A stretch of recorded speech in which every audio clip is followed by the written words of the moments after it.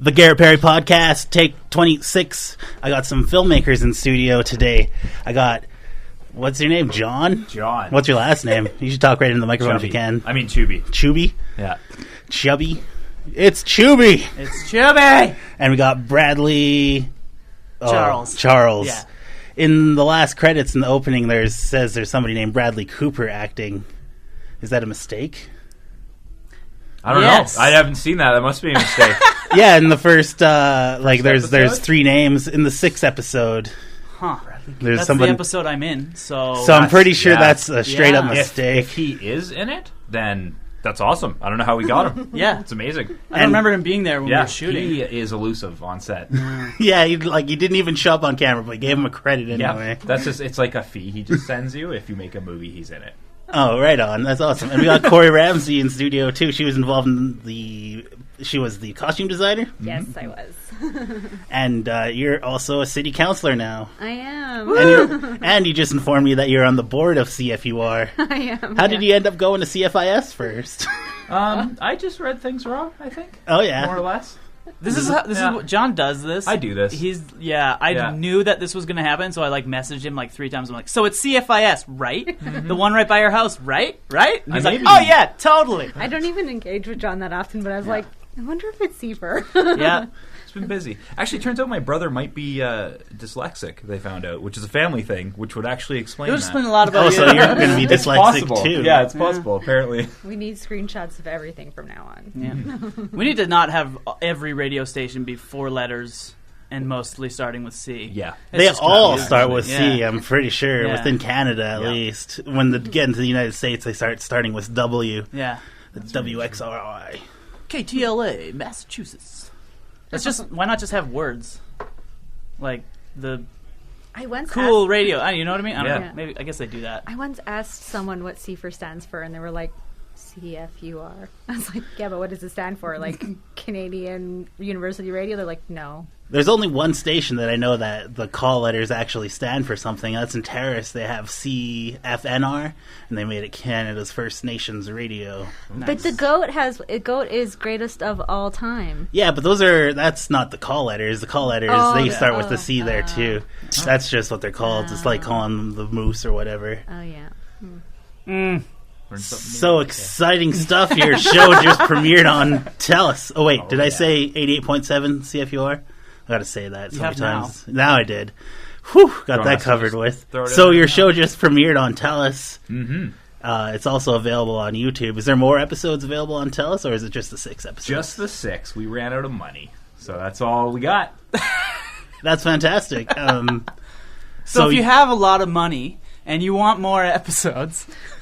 Are you pitching to potential investors right now? Because I'm pretty sure our listeners are dirt poor. No, we're not. Well, we're see not. you later. Yeah, we gotta go. No, if anything, we want to get the show picked up by a network. So at this stage, we don't really want any investment from anyone anyways. If we were to get the show picked up by an actual network, then we might be looking into investment to top up certain budget proportions or help us get to film festivals and things like that.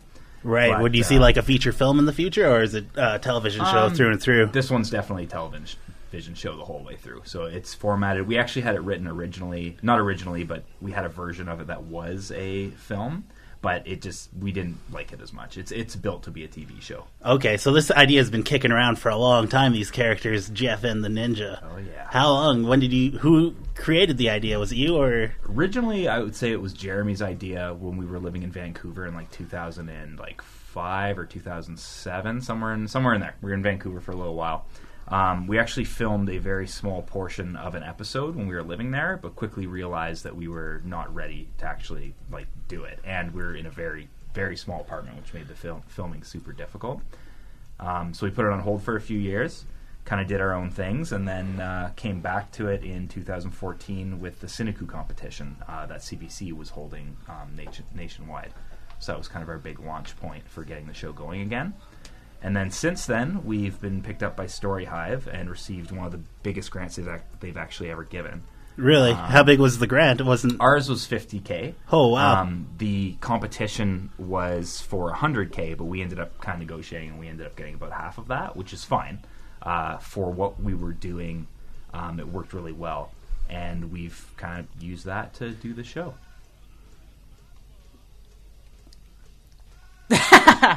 So that's it was really cool. Like, we've done other like little kind of shorts and just kind of indie little things. This was the first time that our group has done anything funded. It was really, really cool. Like, it's a completely different operation, right? So it was cool.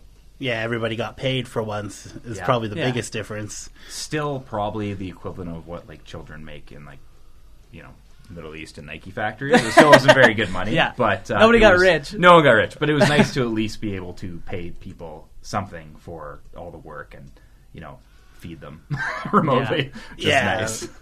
Makes a big difference on the set when there's food going around, and it's not so much just like, what am I doing here sitting around? There's a lot of waiting on film sets as far as I'm aware. Oh yeah, I haven't been on many. I think I remember when we were shooting for another project we were working on, everyone was huddled around this propane fire pit in this like warehouse in the back end of Prince George. Oh yeah. It was so cold. It was like minus 30 out. All the windows were broken, and this time around you actually get to negotiate sets and pay for that. I don't know, John, if maybe you can elaborate a bit more on that, but I just remember compared to huddled in front of this propane, the propane's running out, the flames getting smaller and smaller, and everyone's like, oh no. Yeah, I actually built that propane thing, and it was kind of as a joke. It was like a propane fireplace set inside of a plastic garbage can, so kind of a reference to the like metal garbage can fire that like you see in movies, and there's like all the like homeless people warming themselves, but it was like a Rubbermaid garbage can. So it was like, if you really pay attention in that one, you'll see that and be like, it's kind of funny. Yeah, it's also, you can tell it's like slowly melting throughout the film. So we would have to turn it off at times just to like, okay, the plastic's melting. Probably shouldn't be breathing in those fumes while we're chilling here. Yeah, that was in a project we did that was called Clown Alley. Still in the editing room because it's a big one. Oh, right. And, I'm actually in that one at the very end. Oh, yeah. There's the last scene, I think. Yeah. The big old cult, clown cult. Clown cult. Okay, that's good to know that hasn't been out yet. I was wondering about that. No, it's just been, with the show, I was working on that, but when we found out we were going to be doing Geoff and the Ninja, had to completely switch full-time into that, so just haven't been able to edit it. Now the show's done, I'm actually starting to catch up on my edits that have been sitting there, which is nice. So it'd be nice to get those off of the hard drive and out onto the interweb. Nice. And that one was funded completely out of pocket then? Oh yeah, that one was completely just us wanting to do a project that was a bit more ambitious, but also like we learned a ton with that project. Oh, yeah. It's going to be interesting when it comes out because we've improved a lot since then. Right. Some of the scenes are going to be awesome. Like there's some scenes in it that are just great, and then there's other ones that are probably not going to hit quite as good just because we've improved a lot since then and learned a lot about kind of the process. But film school the hard way, like Kevin Smith making Clerks. The better way, the best way. Yeah, that's for sure. I think it's the best way. That was like our kind of hazing phase where like everyone involved in that. There was like 6 or 7 nights where we shot through the night outside late November. It was like, why are we doing this? Yeah. This is awful. Yeah, pretty much anyone who was on Clown Alley with me has like they can be on any project of mine they want, like forever. Because it's just like anyone who survived that and like didn't like hate me or like complain too much about it. I was like, you can take anything. Like you're top notch. That's how I got roped in. Yeah, definitely. Yeah, sewing costumes. It was like low budget. Go find something at Value Village and make it into something presentable on camera. I remember like taking this suit and like trying to make it into like this ducktail like it's like a tux. It was like a classic tuxedo, and I had like taken the matching pants and like cut them so that I could sew extra pieces on. It was just like so low budget. Oh yeah. Yeah, but lots of fun. Hell yeah. How was it working with the budget this time around? This time was so awesome. I don't know, from your guys' perspective. From my perspective in costumes, it was like, it was still like trying to be low budget because that's what we had done for other productions. Yeah. And we still like, at the end of the day, we still like, really, as far as a film budget goes, it's considered like an ultra micro budget what we had. So like no other show has like would have a budget that like even when we went to Telus and we're pitching it, they basically told us, they're like, no, there's no way you guys can do this. And we're like, no, we can. Like, we're in Prince George. Like, we'll be able to pull it off because we have a good group of people. And the whole way we were actually running through it, they really didn't trust that we were going to be able to do it. So it was really nice when we actually showed it to them, and they were happy. Yeah, there's a lot of aspects to this film, like the animation, a lot of stunts. Maybe you could elaborate a bit on that, because you said that... oh, crap, I can't remember your name. Bradley Charles. Bradley Cooper. Bullseye. So what was the big stunt? The biggest stunt in the film, I heard, is yours. Oh, it's so awesome. I've been showing everybody. I'm so pumped on it. So what it is, there's like a little balcony opens up, and I like pop out with like this AK, and I'm like, shooting. The ninja throws a knife or throwing star, whatever, it hits me. I fall down one story through a table that's like covered in like weapons in a previous scene. So it was so much fun. So we like had the table pre-broken, kind of set with stuff and like padding underneath. Did a shot where I like jumped backwards onto it, and then another shot where we had a big gymnastic crash mat in its place, and I fall down. And honestly, I thought it was going to be like pretty good, and in the show it would be, okay, I get hit, I fall, it cuts away to like somebody's face, and then cuts back to me falling through the table, and be like, wow, cool. He like quote unquote fell through the table. But it's all in one shot. I don't know how you guys did that. That was something in the editing. Yeah, that was something we planned beforehand, because it's just we basically took 3 different shots and merged them so that as the like during a fight scene in the episode 6 part. Yeah. We did it all. We made it look like it was all one cut, basically, of him falling through this table, because we wanted the stunt to really like hit. But it was actually 3 completely separate takes, basically, just merging them in post, which was quite a bit of work. But actually, some of the other effects were way harder. That one actually was easy. Really? Oh, yeah. Oh, because I've been showing everybody, being like, you gotta look at this. Yeah. This is so amazing. And there's a Wilhelm scream, if anybody's like... That was the Wilhelm scream. Yeah. I remember. That's what, you know what, I think it stole the scene, the Wilhelm scream. I'm like, oh my god, it's the Wilhelm scream. I didn't even notice the stunt. Yeah. And I got to do it with my face covered. There was like... At that point, we'd wrapped on pretty much everything else, but we were trying to like find that location, and it was like, where do we find a warehouse where we can do all this crazy stuff? And like, it was like location scouting was probably one of the trickiest things on this project.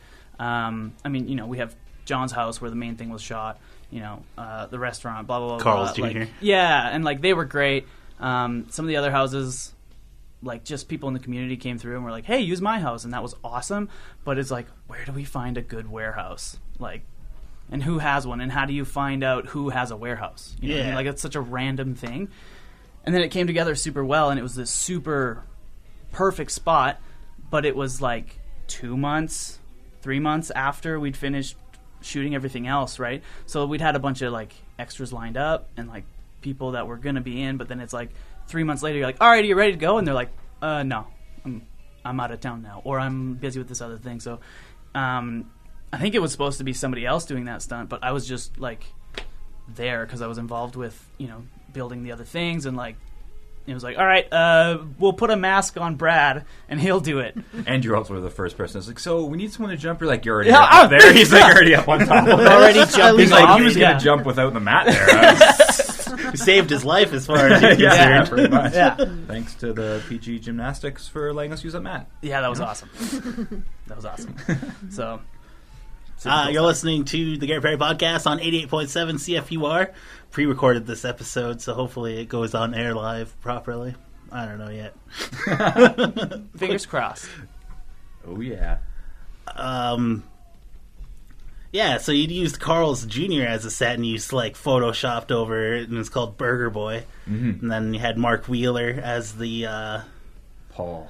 As Paul? That was his name? He's actually got... His if we do get picked up for the next 6 episodes, he has debatably one of the funniest scenes in the whole show, if you ask me. There's a scene with him later, like even though he's super small in the first 6, his character essentially, there's some stuff that happens, but he becomes a bigger character within the show. And every season, we have a certain arc that takes place with Geoff and his like job searching. We kind of have a certain thing that always tends to happen to him, and so this is the first time that's going to happen. But with Mark Wheeler, his person is going to be the big reason all of that happens. And if you notice in the scene, at the end when Geoff leaves and he's all disgusting, he ends up cleaning the counter and he has like that hazmat suit on. Yeah. And it's because he's a super germaphobe, and that like plays into what happens later. Like, I could sense the germaphobness from what I've seen so far. Yeah. It was kind of cool. That was like after I saw the second episode, I saw who was all in the credits, and I saw Devin Flynn was in there, so I had to go back. He was in there for like a microsecond. He's behind the scenes in the counter, and they snatch a bag away from him. Yeah. One thing too, if you notice, and throughout the show, all of the henchmen within the mob have day jobs throughout the show. Oh, so he's the same mob character. Very good. So he's actually like, we have them hidden throughout different things because I was like, well, we want this mob to be like kind of a crappy mob. Like they don't have a whole lot of money. Like they're just starting out. And that's why they're repoing his house at the beginning. Yeah, because they all have other jobs, right? So even though Yuri out of everyone is pretty the Russian thug there, he's pretty obviously involved pretty early in. And I saw Dwight Scott Wolf in that second episode too, and he came back later in the insurance place. Mm-hmm. That was pretty cool. I thought it was kind of funny too, because in the one episode he gets freaked out and runs out of there because of me, and then he does the same thing with Ninja. So we're almost debating as making that like a reoccurring gag with him, where like we actually build a character arc based on that, which is like, always being rude to Dwight. Yeah, or like the guy who's outside of Big Burgers and throws down the sandwich. Oh, like, I hate cheese, and then later he says, I hate cilantro. Yeah, we have a whole arc for him, and that like it just keeps building. That guy just wastes food. Yeah, he's just never the homeless people's best friend. What else? Oh, I had something else I wanted to bring up. We should talk about the Pirate King. I'm really excited. Yeah. Oh, man. It was just like we saw him at the very end of the 6th episode, right? Little teaser.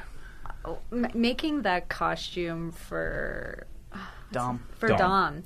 He is a bodybuilder, and his chest is 51 inches. Oh, wow. I'm 60 That's bigger than my gut. I'm 60 inches tall. So sewing that jacket was just like, it was crazy. But as soon as we put it on him, I just was like, I got goosebumps. I'm so excited. He looks so good. That last shot, I just was like losing it. It was so good. So, yeah. Turned out really good. We actually, with that composing that shot, we borderline lit Jeremy's computer on fire trying to render all of that, like the 4K effects for the whole pirate ship scene at the end, because everything was digitally created. Yeah. So that scene was like took months to render, like literally months. Like it was insane. Too bad there wasn't a real pirate ship you could go and film on. So like the whole show took place in Vancouver, right? You can see there's a photo, the green screen of you like on top of Connaught Hill, but the background is like Vancouver. Yeah, we use some like basically the city within the show is called Antlerton, and so it's a fictional city. But we kind of film everything here. But then we also wanted to give the city, like, even though we have a lot of suburbs and like Geoff's neighborhood and all these little neighborhoods within it, we don't want viewers to necessarily think that it's like the size of Prince George, like it's a bigger city. And that way, by doing those cutaway shots, it frees us up to make this Antlerton city anything we want, because then we can have these different neighborhoods that they wander into as the show goes on, and we can kind of jump around location wise and make it fit, right? Where if it's all, if we established it as Prince George, that would limit us creatively down the road, sort of thing. So that's why we kind of have those big shots like that, especially in the dream sequence in the opening. Right.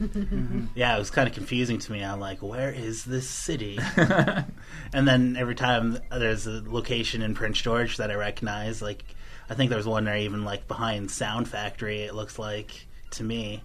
It was pretty cool. Some of them, like all the Hobo Willis stuff where he was wandering through the alleys, that's where we filmed the Clown Alley movie. So most of those alleys, we basically were like all through them for the whole time we were filming Clown Alley. So when the Hobo Willis scene came, we took like 4 of us basically and filmed like most of it just kind of at night, like us just roaming around with the camera in the alleys, and we kind of knew where everything was already. So it made it a little bit easier.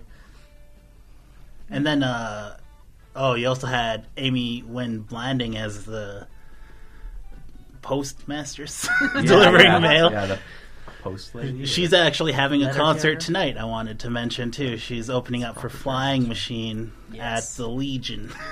That's at 9 tonight, I believe, isn't it? Yeah, tickets $10. Oh, yeah. Yeah, for people watching on YouTube, they missed this. But people listening live on the air at 7. If people haven't seen Flying Machine's new video, they definitely need to check it out. It So feels good. like a country. There's so many goats. I love So many goats. Yeah. Were those their real instruments? I was watching that and I'm like, if I had any of those instruments, I wouldn't let farm animals that close to my stuff. I'd be so worried. I believe that's all their instruments, yeah. It's brave, man. Yeah, Knocking over. shout out to Flying Machine. Yeah. Dan Johnson. And the rest. And company. And company. I can't even remember. Damien Meehan he also works at CKPG. And then, oh man. Another I'm not mad at them four-letter all. random. Yeah, another 4-letter radio station. Just call it TV. I don't know. Maybe that's why I can't come up with anything better. Whatever. CKPG. I used to work for them too once upon a time. But I had some mental health issues and they fired me. And That's not so nice. And no, it sucks actually. I feel like it's a bit of a human rights violation, but I can't do anything about it because like everything that I would have to do something about it causes me anxiety. So I was like, I'm screwed. That never-ending cycle. Fair enough. Yeah. So speaking of the dream sequence, not to diminish anything, I kind of wanted to touch on Sabrina Mori because she's done amazing work on this production. Yeah. And she is an FX makeup artist to kind of keep your eye on. She's studying down in Vancouver right now. And I got all dreamy because she had a picture with V. Neil. And if you don't know who V. Neil is, you need to Google her because she's awesome. And reviewing her portfolio. But those So cool. masks from the dream sequence at the beginning, she had them on display at...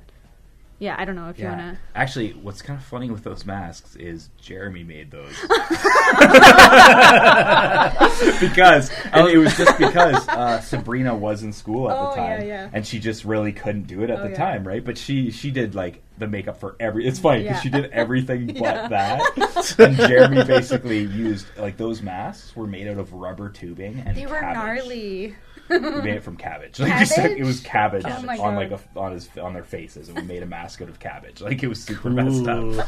It was kind of funny. But she did, she did like All the bee stings, all the black eyes, yeah, everything. And she was there like a lot of days because we had a smaller budget, so we were still all working and living our lives while we were doing this, and everyone was kind of coming in and out when they could to make it work, right? She was a trooper on that. Oh yeah, like she was great. She came whenever we needed her. Basically, she'd find a way to make it work. And we had a lot of days where we would I'd be working at like noon, so sometimes we'd get up at 5 a.m, do our makeup and get everything set up, film till noon, go to work. They'd meet me at 5 or 6 when I was off, and then we'd start filming again, right? So I'd show up to work with like these bee stings on me, and like I was super messed up.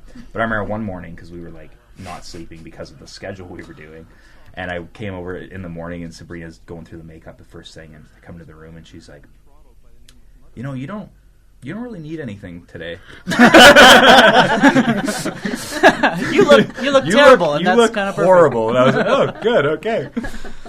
Yeah, it's really cool, like seeing. Because she did makeup in like Clown Alley and then all through Geoff and the Window Ninja. too, And the window. I Yeah. remember for the window, she had like made a cement mold of Amy Blanding's face, and then she made the silicone nose. And I just went in to like fit Amy for the costume for that, and her nose was like double the length it normally was, and she looked like an old woman. Her hair was like white, and she had all these wrinkles and these sunspots. She was totally transformed. It was crazy. Yeah, she did a very good job. The window's kind of a neat one too. It's like it just got accepted into the Rio Grind Festival in Vancouver this week. So it'll actually be showing for anyone who's in Vancouver and they want to go check out the film. Our Vancouver listeners, you never know. The roof, People that happen to be there. It's on like the 24th, so they can go check it out at the Rio on the 24th. that was a fun one. Yeah, that was a cool The one. window was cool, and then That was a good one for you for all the set yeah, building that was stuff. my That like a big one. set design project. So that was really cool. I like got to build the whole set for that. We basically built a bedroom in the Playhouse, and then ran out of time there. Had to take it all apart, rebuild it in John's dad's garage where it just fit. Just fit. And then, like, hung black fabric on the wall so it, like, wouldn't look like the wall of a garage outside of the window. It's called the window. You got to be able to look out the window. So that was incredible that we pulled that off. Yeah, it turned out great. Too. Yeah. That project, probably out of them, looks the best.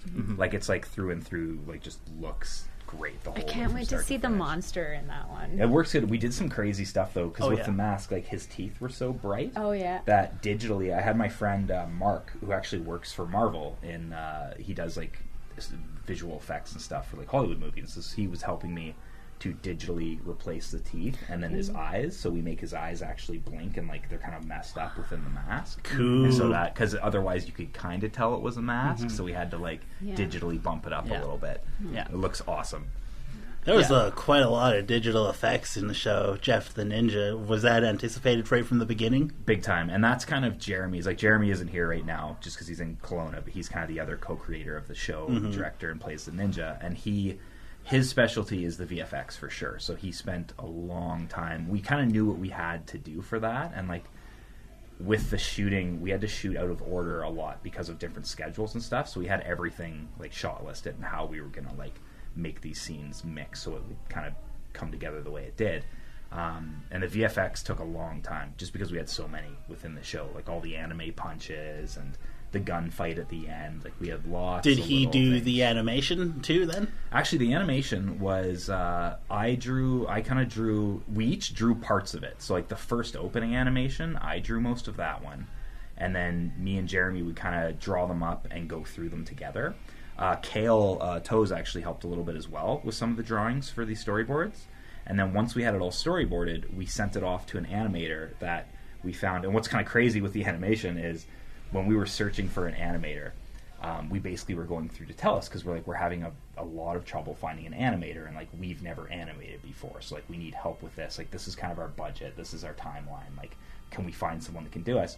And basically we contacted all of the major animation schools within Canada, like everywhere, and we had one guy who would do it, but he was so busy because he was doing an animation for like the Junos or something, and he was going to do it, which is great because his would have been like ours is good in the show, but I can only imagine what his would have been like. And then basically Telus, we ended up emailing this other guy, and Telus was kind of like, okay, here's the guy, like message him, like he should be able to do it. And he basically wrote us this long like letter, and it was one of the rudest letters I've ever got. And he was just like, there's no way, like, the fact that you guys are even asking for someone to do this, and like he just was like super rude about it.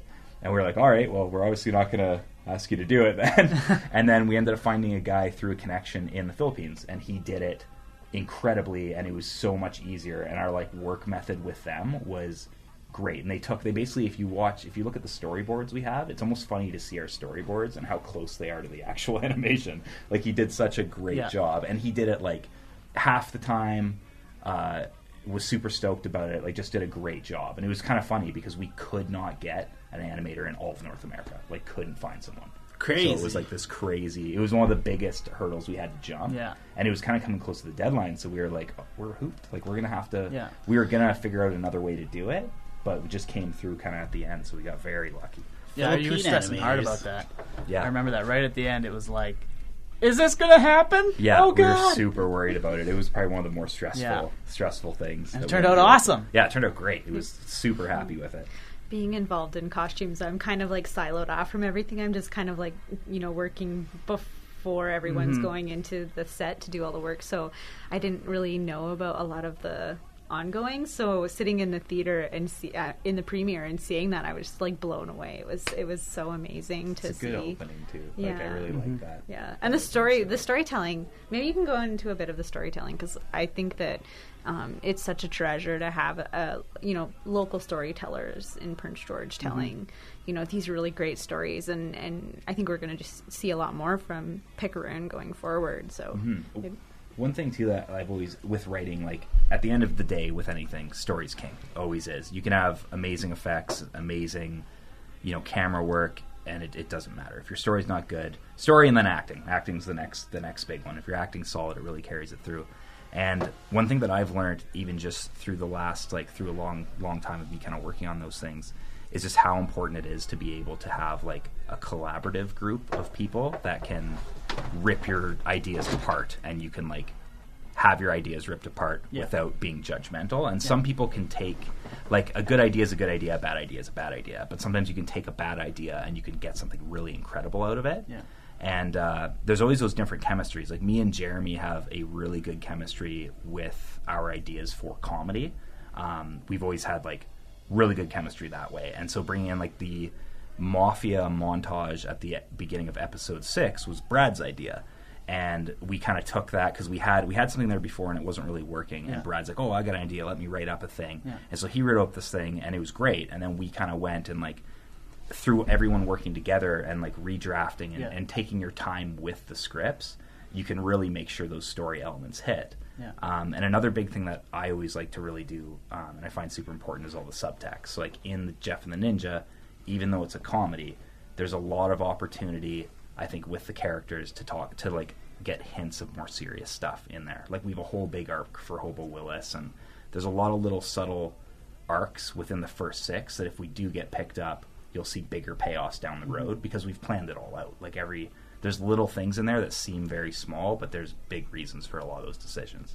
Well, wasn't one of the original plans like each of those episodes was meant to be a longer? Or did we split them in half? Is that what happened? Split them in half. Yeah, technically every 2 episodes is a full TV episode, like a full 22 minutes episode. And we'd have to rewrite it so that it would fit that format and really flesh out those kind of storytelling elements. Yeah. Which would be so much fun to do. And it's all in there. Like and the reason we did that too is because getting the show picked up as a miniseries is very difficult. Like it's a very hard thing to sell. Where this way, when we have our pitch meetings, hopefully with some of the bigger networks, we can be like, well, we have it. It's formatted this way. If you can fund us, we can kind of do another 6, and we can do it as 22-minute episodes, or we can continue with the miniseries format. But we could take the episodes we've already filmed and make them into 3 episodes without having to refilm anything. So it's kind of, we filmed it that way on purpose, so we'd have options within the editing. Mm-hmm. Which will be handy when we get to the pitch tables, hopefully.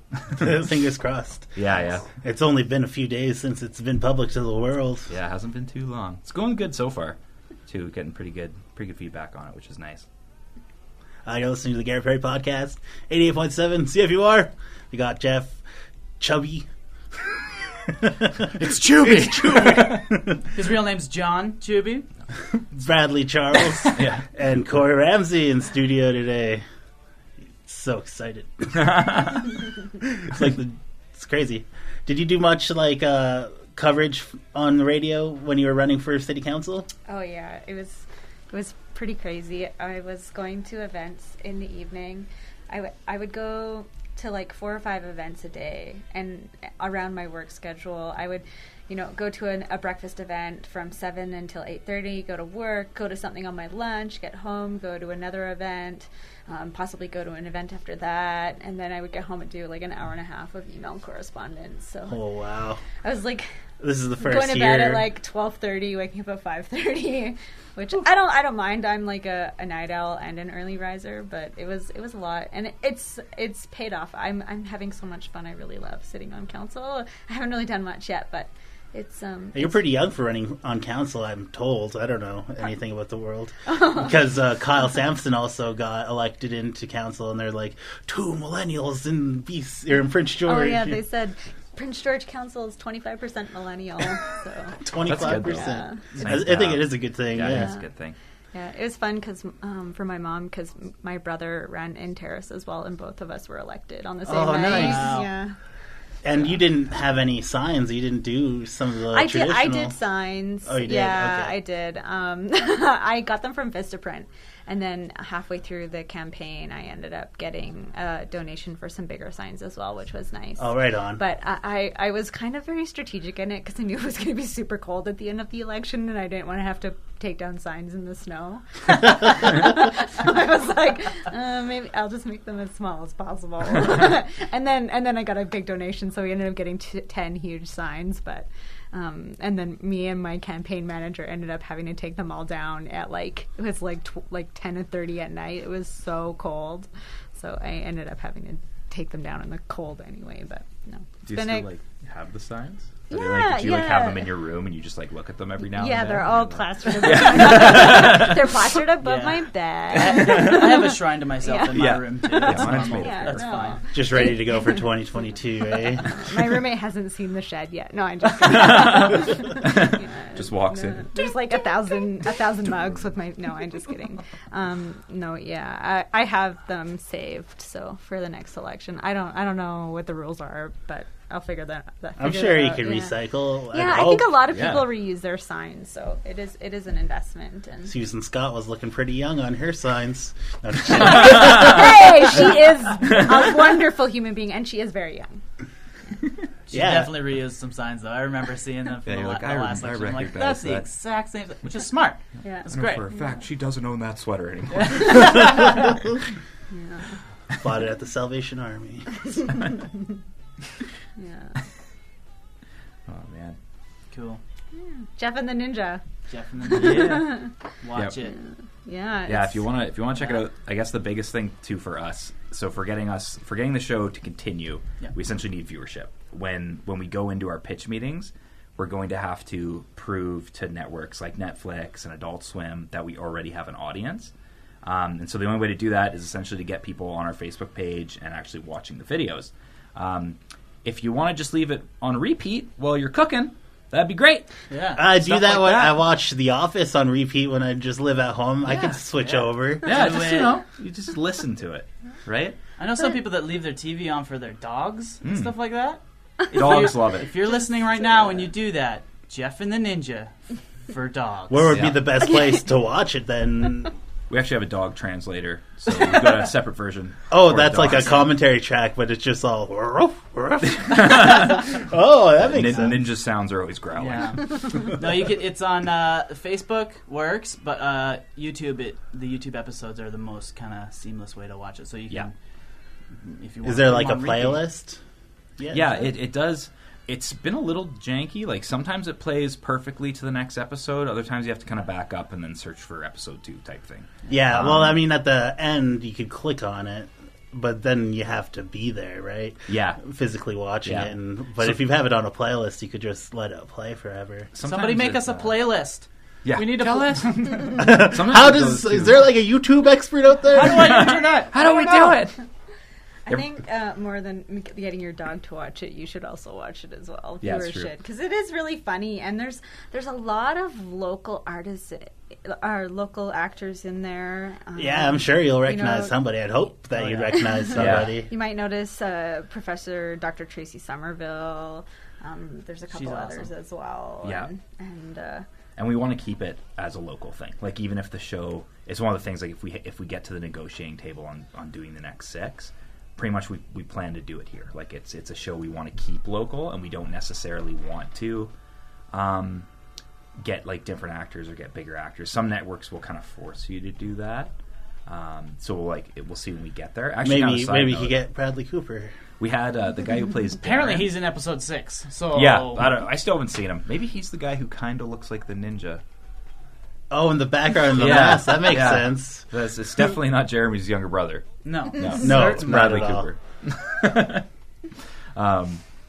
Actually, we had one of our actors, Amro, who plays Darren in the show, just got his breakout role, and he's going to be on the next Chucky movie. So he's said he's playing a pretty big character in it. So it took him like 7 or 8 auditions or something like that. So that's kind of a big role for him, which is kind of cool because we had him just before that. So I'm like, maybe he'll push the ratings up. Yeah, he did good. Wow. I didn't get a casting call. I didn't see one. I would have auditioned. I don't know who I would have played. So he's lots. You want to follow Picaroon Pictures on Facebook? I might do that. Yeah, we'll do open calls sometimes for lots of things, like lots of the other kind of smaller stuff we've done. So definitely everyone who's listening, follow on Facebook. You can be an actor. Yeah, we always need people. Only so many of us have actually really acted before. This is a few of us. But there's a lot of people that just get in it because they have the right look, or they just kind of are that person in real life. So they do a great job. Or friends, right? Yeah, our friends. And we always need people. Yeah. I'm a maker. I have no desire Yeah, to be. yeah, you've said that before. You're like, no, not in front. I don't. It's behind. I admire everyone that is an actor because to me it is so weird. Yeah. I just think like you're pretending and I cannot pretend to be someone else. So it seems so foreign to me. But the idea of being behind the scenes and making and helping contribute to the set is something that I really enjoy. And always good to have you. Yeah. Like it's always a huge advantage having some people who can actually do that stuff. Because I can't do it. I tried sewing once. See the scar? Not good, John. Not good. I haven't sewed since grade 8. They made me sew a pair of pants, and they didn't let me keep them either because I didn't pay the fee or something. I thought it was just the teacher's like, this is horrible. Here's what's happening to these pants. This Just is lights them on barely fire. pants. Yeah, this is a skirt. You didn't follow the diagram at all. Rip this up and make rags.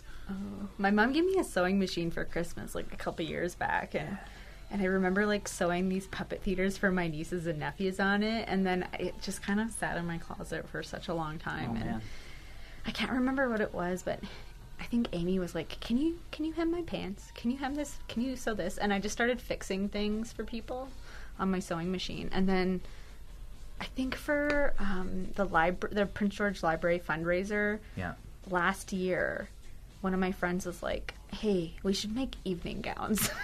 And I was like, "Okay." I remember the photos of those. Actually, those were awesome. They turned out really good. So good. And then Amy Blanding was on Clown Alley, and she's like, "They need someone to make costumes. Can you do this?" I was like, "Okay." And then I just started like sewing costumes, and then it was like, "Hey, they need someone to make a costume for the window. Can you do this?"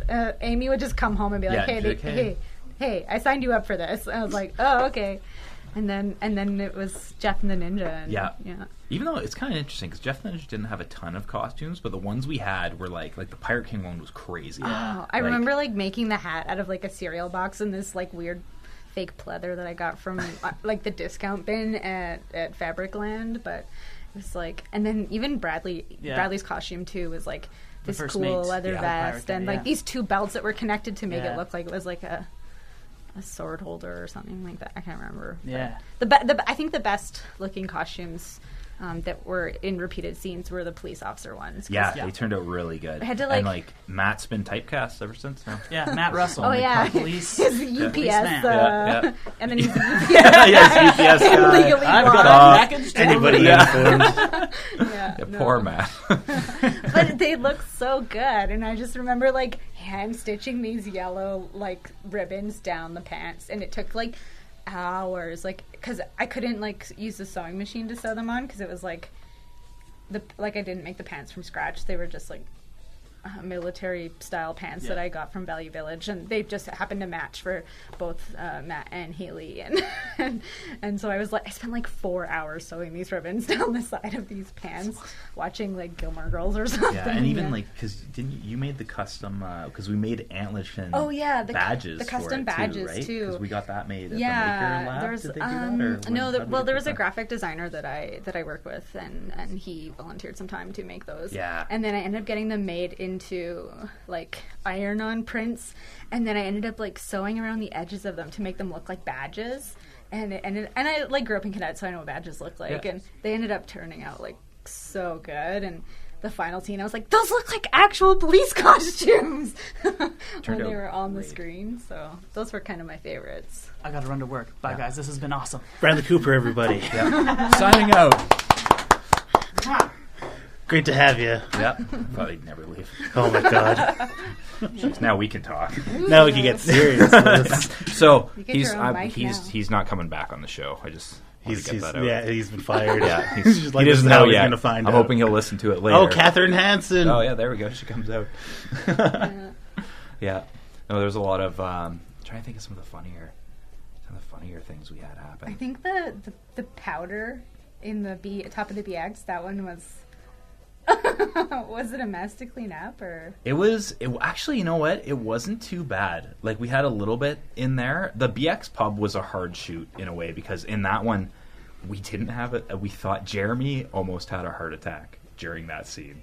Like, he went in the bathroom and he was puking partway through filming. No. And what happened was we only had the BX for so long, and it was like a big location, and we had quite a bit to film. So we're busting through filming, and for some reason Jeremy thought we had 2 hours less than we had, and so he was looking, and we're all like, no, like, we're fine, and he was just panicked because he was like, oh my god, like, we're not going to finish it, like, we can't get this location again, and he was like super sick, and then eventually like finally found out that we actually had the 2 more hours, and he was like, oh, thank god. But he was super sick for that day. No. Or like the in episode 4, I think, there's the nightmare sequence. And in that scene, if you actually watch the original Freddy Krueger movie with the scene with Nancy's nightmare, it's like the first nightmare in the movie. It's almost shot for shot. We did like we tried to duplicate that like shot, but with Ninja. Yeah, I couldn't think of the word. I just get the word, thank you. Like, legitimately couldn't think of it. And so for that if you watch them back to back, it's hilarious because they're super close. And that scene we filmed was probably one of the hardest things we filmed, because we ended up filming in like a chicken farm, and then we also filmed at another farm, Esther's farm, and Esther's like the sweet, like, older woman that kind of runs the farm, and she was like right in on it. Like, she ended up running our fog machine for us. Like, she was out there all night with us, just got right into it, and she, like, basically we had cow poo over all of our equipment, like over all of us, and we filmed from 7 at night till like 10 in the morning, and then like went to work and then worked, and then we had to film the next day. So me and Jeremy didn't sleep for 2 days straight. We just like kept going. So that was a very difficult shoot, but turned out awesome in the final product. So like super happy about it. That was quite the night. Yeah.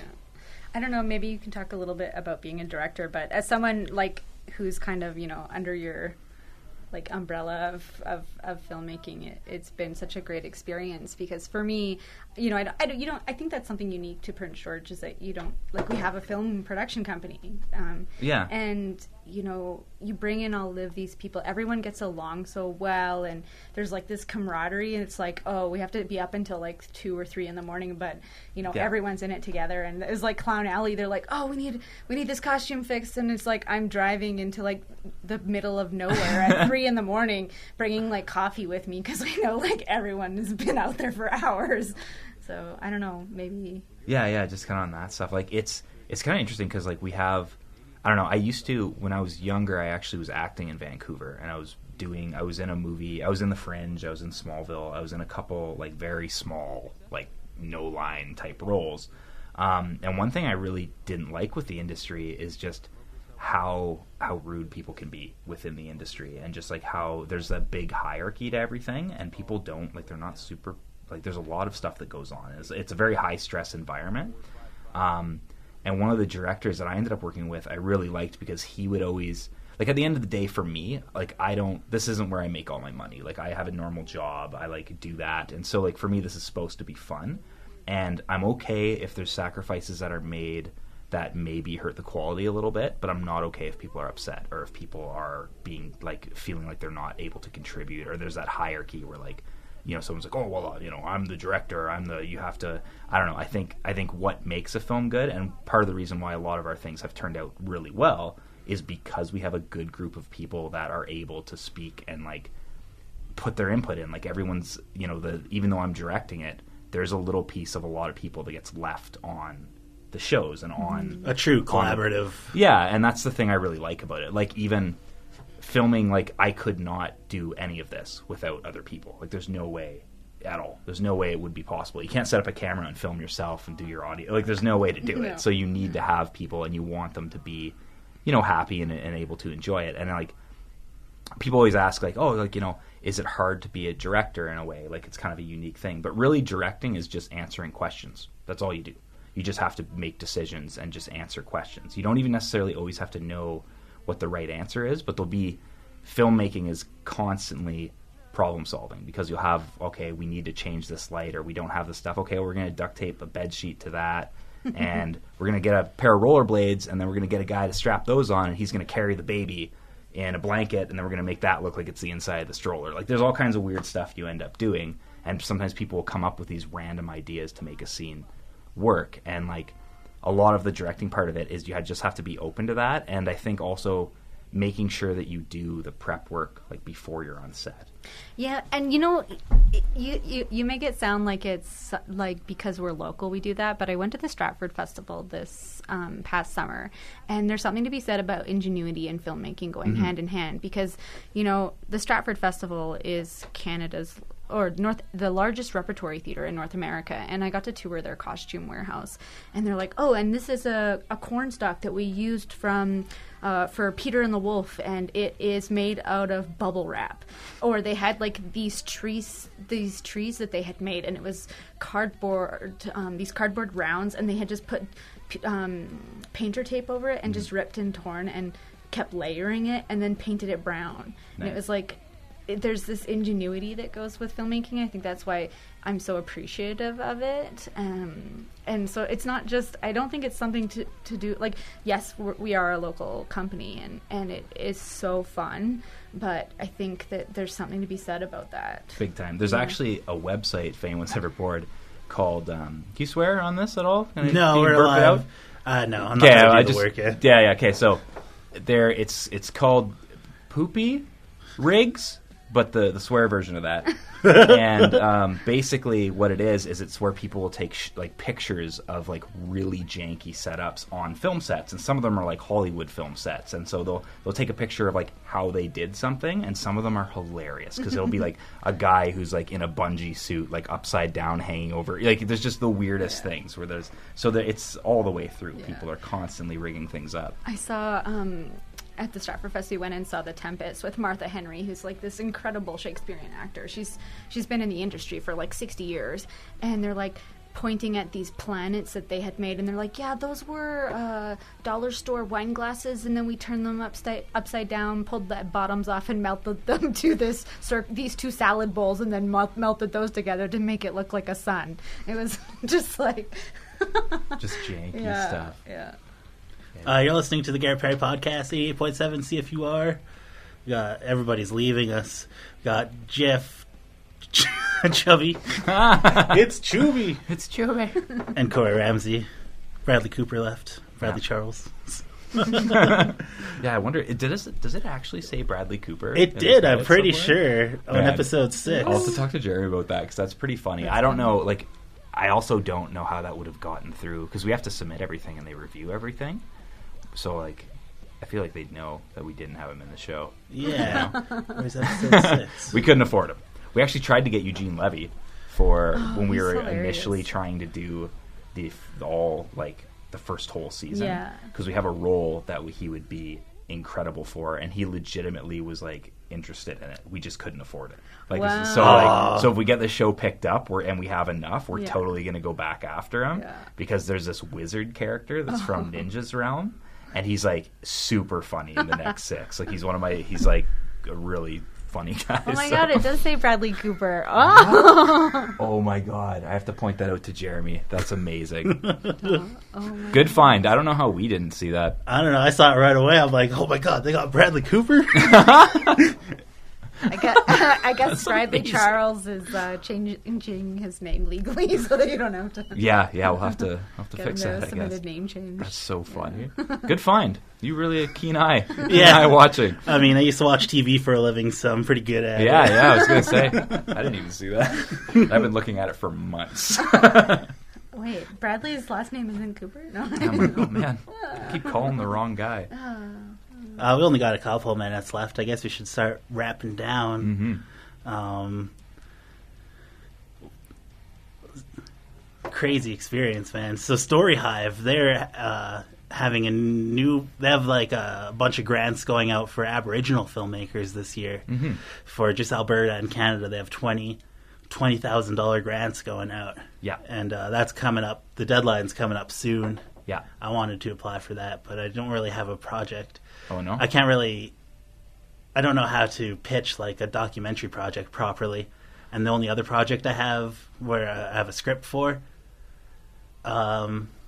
I don't know. I just don't really feel confident enough to do it. Because Devin and you have been working on some documentary kind of ideas. Yeah, we've been doing some... We're working on a longer documentary coming up, but we've been doing the GP Does PG. I brought in Devin for that, and I have a sound guy, so it seems legit. But honestly, especially with the Telus, like, because we had the show pitch package like put together pretty hardcore for ours, like we were... it's a harder one. With documentaries are a bit more lenient, I find. And basically, you just need to sell them on the idea. So you can honestly film yourself on a couch talking about it. And if they like, because you don't necessarily have to. It's nice if you can demonstrate, like if you can film it in the tone for which you're trying to actually do. So it's a documentary about, it could be anything, the guy who makes sandwiches for a living. And maybe if you're doing it the whole time you're doing your pitch, they're making a sandwich. You know what I mean? So if you can make it something like that, it doesn't necessarily have to be something with a ton of production value. But if you word it and you market it well and you really sound like you have a specific idea in mind, you still might be able to win it, because there's lots of people that do get the grants just by having a good couch pitch. You know what I mean? Because you could, especially the documentary, because documentary's more handheld, run and gun with a camera anyways, right? Yeah, it's kind of hard necessarily to like get the storyboards different and stuff. Beast. You don't need that. Yeah, different beast. You're going to do a local podcast series on filmmaking now, John? I don't have time. I can barely get through my edits as it is. You got a new baby, eh? Yeah, I'm not sleeping as it is. So if anything, I need more help with stuff, to be honest. I need someone. Anyone out there who wants to learn how to edit? Hey man, that's what I do for fun. Oh yeah, I totally. That's what I need help with. Editing. Yeah, that's what I bought my computer for.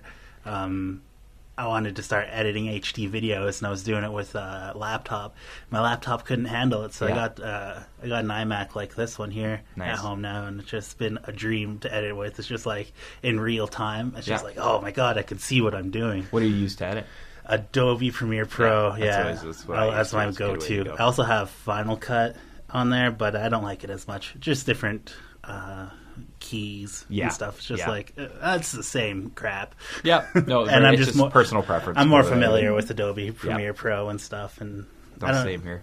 Yeah, it's not too bad. Especially like documentary editing you'd be able to handle it just fine too. It's when you get, like, for us, it's the 4K with visual effects that really bogs the computer down. I don't even know how well my computer would handle 4K. Yeah, to be honest, it's still not quite like you don't really need to do it yet. You know what I mean? Yeah. Like eventually it'll get to that stage with it, but it's nice. The one part where it would be nice for a documentary is because then you can reframe your shots. So if you're filming a shot, you could film it a little bit wide, and then you're like, okay, well, we need a closer. He flubs a line, then you can add a cut.